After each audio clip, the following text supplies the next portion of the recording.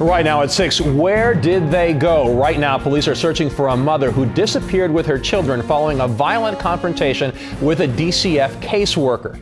You're watching CBS 4 News at 6 in HD. I'm Antonio Mora.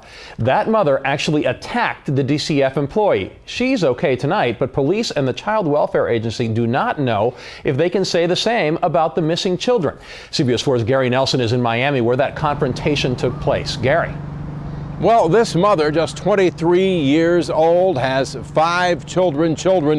Police are concerned about tonight. This violent episode occurred here at this Overtown apartment 6 days ago, but a public alarm wasn't sounded until last night. This woman, Kenema Atkins, police say, attacked a DCF caseworker at this apartment in Overtown.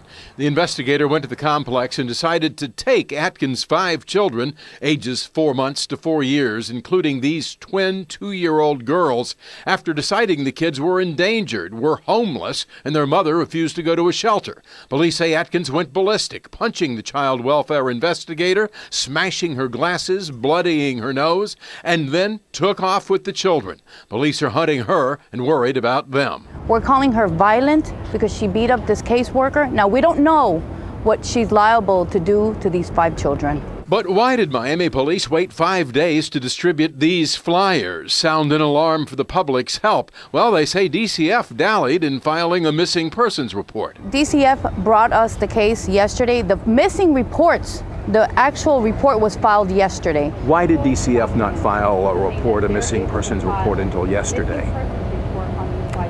We contacted police right away. That's the procedure. We work with the police department. DCF says police were called to the scene Friday, knew immediately that the mother had taken off with the children who officials feared were endangered. Are you her grandmother? Atkins' grandmother spoke to us through her screen door this afternoon. Yeah, she good with her kids, but she got a quick temper, but she good with her kids. She says her daughter was just protecting her children when she lashed out at the DCF worker. I hope she just go and just tell the people who help her and then try to get her kids, and they work it out wherever they do. I don't know what they're going to do to her.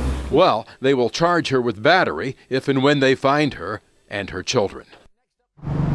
Now, sources close to this investigation say there is no evidence that Atkins physically abused her children. The primary concern here was that the family was homeless and the mother refused to go to a shelter. Her first violent act that authorities are aware of is when she allegedly attacked this caseworker Friday night. Now the hunt is on. We're live in Miami.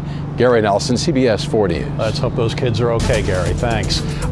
First at 10, a developing story. An employee of the Department of Children and Families attacked on the job. She's okay, but a mother and her 5 children have now disappeared. CBS 4's Gio Benitez is live in Miami. Gio, what do we know? Well, Cynthia, this all happened on Friday. Now police are still searching for this mother and her children, and they need your help. Police say this is where the assault happened. A DCF worker came to this apartment building trying to remove 5 children from a home. Police say the mother, Kenema Atkins, answered the door and hit the DCF worker in the face. Then we're told Atkins fled with all 5 of her children. Unfortunately, this is something that our investigators face every day. They walk into these houses, they don't have a badge, they don't have a gun, they have their ID, and they come in there into situations which may be dangerous. Lisette Valdez Valle is a DCF spokesperson. She says police and DCF are desperately looking for Atkins and the children. We need to know where they are, make sure that they're safe, and so we ask the community to please contact Crime Stoppers and to really make a difference in the lives of these children and of this mother. Investigators say Atkins should be considered dangerous. All right, so if you know where Atkins is tonight, go ahead and give Miami-Dade Crime Stoppers a call. That number's 305-471-TIPS.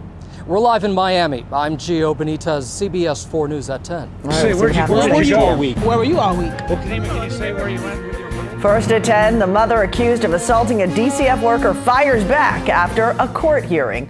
Police also say she disappeared for almost a week with her 5 children. Tonight, she's lost custody of the kids and is under investigation. And for the first time, we are hearing some 911 calls made right after this whole confrontation. CBS 4's Peter Dench is live at the Miami Police Department with more. Police, Peter? Cynthia, Kenema Atkins left Miami Police Headquarters here after speaking with police. Charges in this battery are pending because detectives still must speak with the DCF caseworker. Now, she did call 911, and that call shows that she urgently needed help from police. The caseworker tells the 911 dispatcher that Kenema Atkins struck her suddenly last Friday when she went to her Overtown apartment to take her 5 children into state custody. I'm a self-defense investigator. I need a police officer out here ASAP. I need somebody out here now. She struck me, and I need the officer because she's leaving with the children. Okay, do you need rescue? No, I don't need rescue. I'm fine. Where did she hit you at? She hit me in my face. Is somebody be on their way here? 911 received a second call from Atkins' uncle. Let me attack the lady, and then, y'all need to come settle the problem, please. The calls were released hours after we saw the 23-year-old Atkins inside a juvenile justice courtroom. A judge placed her 5 children, 2 of whom are seen here, in the temporary custody of her mother's family. Everything is squashed or whatever. Everything they said was a lie. I'm not worrying about that. So, Kenema, what can you say? Where did you go all week? Where were you all week? Atkins refuses to say where she went after the attack on the caseworker.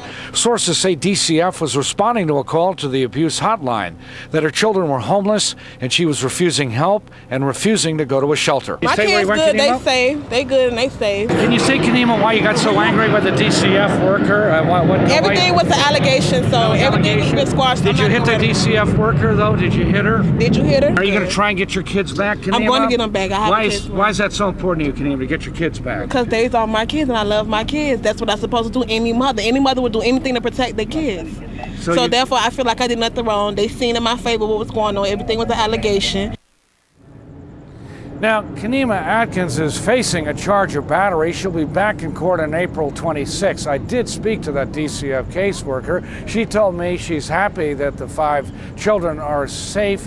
She wants to put this whole episode behind her, and she hopes this will never happen to her again. We're live at Miami Police Headquarters. Peter Dan, CBS 4 News at 10. Cynthia? I bet she does. Thanks for that, Peter. The children disappeared last Friday, but the public really wasn't informed until 5 days later. There's been some finger-pointing between Miami Police and DCF over the delay. Today, the head of the Department of Children and Families said police were notified.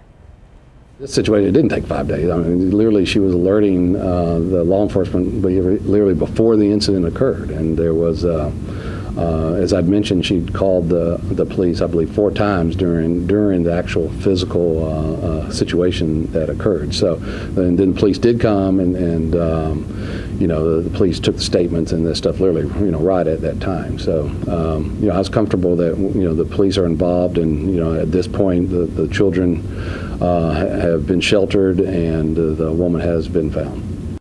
Secretary Wilkins went on to say the caseworker will remain on the job and will face no disciplinary action.